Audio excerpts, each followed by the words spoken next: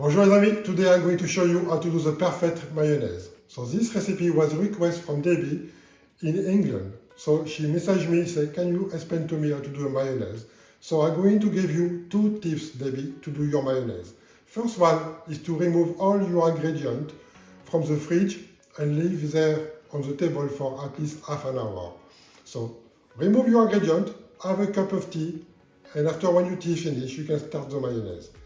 And I'm going to show you a second important tip in my video, so stay tuned and let's cook the mayonnaise now.